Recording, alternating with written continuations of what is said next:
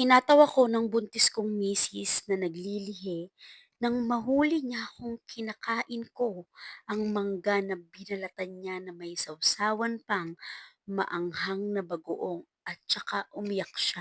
Hi mga Mara! Welcome sa Mara Makinig Ka segment kung saan nagkikwento ako ng mga nakikita kong stories online para sa mga mas gustong makinig kaysa magbasa. Kaya relax lang kayo dyan. Ako na ang magkikwento para sa inyo. Tara, simulan na natin.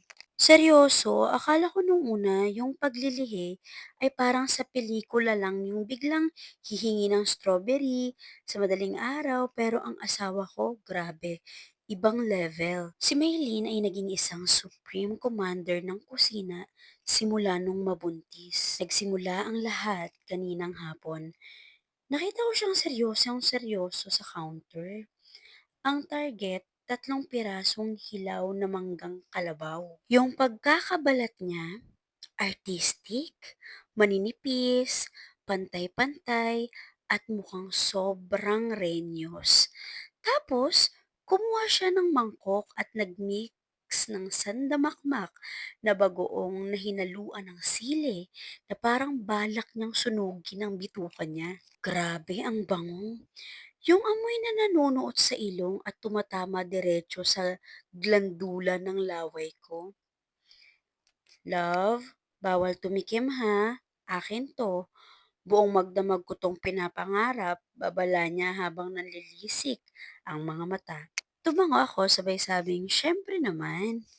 Ikaw yung boss ko eh. Umalis siya saglit para kumuha ng tubig sa taas. At doon na nagsimula ang tukso. Ang mangga nakatambad sa mesa, kumikinang sa ilalim ng ilaw ng kusina.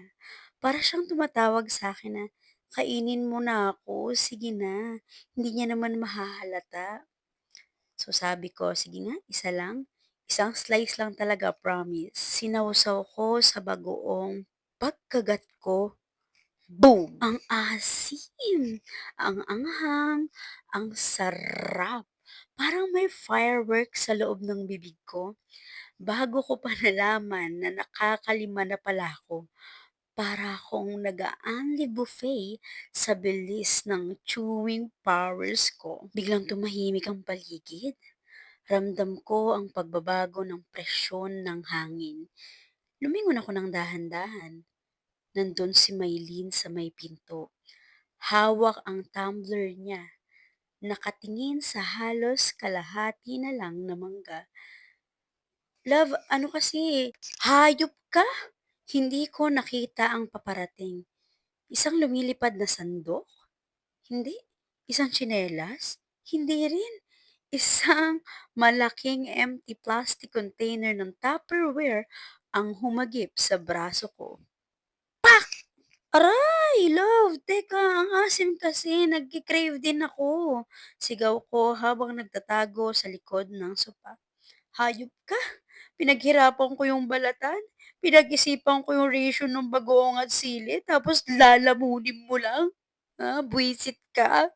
Doon ako natakot. Mula sa pagiging Incredible Hulk, naging crying lady siya sa isang segundo. Nakaupo siya sa sahig, umiiyak na parang ninakawan ng kinabukasan. Grabe ka, ang sama-sama mo. Gusto lang naman namin ni baby ng mangga. Bakit mo kami inagawan? Ngayon, heto ako, nagmamaneho palabas ng subdivision habang 9:00 na ng gabi. Ang misyon? Humanap ng hilaw na manggang kalabaw at bagoong na maanghang na kaparehong kapareho ng lasa nung kinain ko. Kung hindi, sa labas daw ako matutulog kasama ng aso namin. Ang natutunan ko, huwag na huwag kakalabanin ang buntis na naglilihi. Ang mangga nila ay sagrado at ang kamao nila mas masakit pa sa sili.